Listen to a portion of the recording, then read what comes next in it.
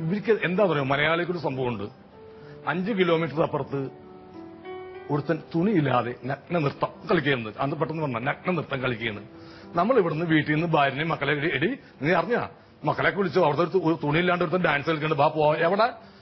5 kilometre പോകണം. എന്താ car വിളിക്കുന്നത്? കാറ് വിളിച്ച് എന്ന് അവിടെ ചെന്ന് കണ്ട് ഇവന്റെ ഡാൻസ് തീർന്നു കഴിയുമ്പോ എന്ത് വിരോധാഭാസമായി കാണിക്കുന്നത്. സ്ത്രീകളും കുട്ടികൾക്ക് ഇതിലും നടക്കണ്ടേ? ഇതാണ് നമ്മൾ മലയാളികൾ. ഇത് നമ്മൾ ഒരു വീട്ടിലിരുന്നോ മതി, അവന്റെ നഗ്ന നൃത്തം ഒന്നും കാണേണ്ട ആവശ്യമില്ല നമുക്ക്. നമ്മളവിടെ കാശ് കൊടുത്ത് പോയി എന്നിട്ട് എന്താണ് മലയാളിയുടെ ഷോക്കെ ഗൾഫ് രാജ്യങ്ങളിൽ കൂലുണ്ടാവുള്ളൂ. വേറെ ഇന്ത്യ സംസ്ഥാനത്ത് ഒരു ഷോക്കും ആരും കൂല. അവര് കാശ് കൊടുത്താ കാരണത്. അവര് ഷാരൂഖ് ഖാന്റെ ഷോ ഞാൻ കണ്ടു. അങ്ങേര് ഈ വനിതാ ബന്ധുക്കളില്ല, അതാണ് പറയുന്നത്. വനിതാ ബന്ധുക്കൾ വായിച്ചു പറഞ്ഞ പോലെ ഇങ്ങനെ ഓരോ കോമഡി പറയുമ്പോൾ ഇവര് ആർത്തിച്ചിരിക്കുകയാണ്. കാരണം പോയ കാശ് കൂവേ കിട്ടൂല. അപ്പൊ പിന്നെ അവിടെ ആസ്വദിക്കുക.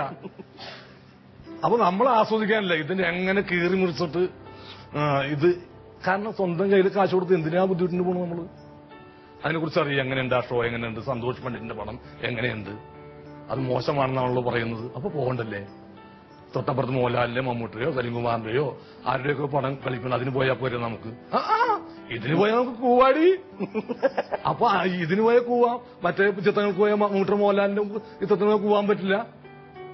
സന്തോഷ് അവരുടെ ഫാൻസ് ഉണ്ടോ നല്ല ഇടിയിടിക്ക് പിടിച്ച് സന്തോഷ് പണ്ഡിറ്റ് പിന്നെ ആരോരും ഇല്ല.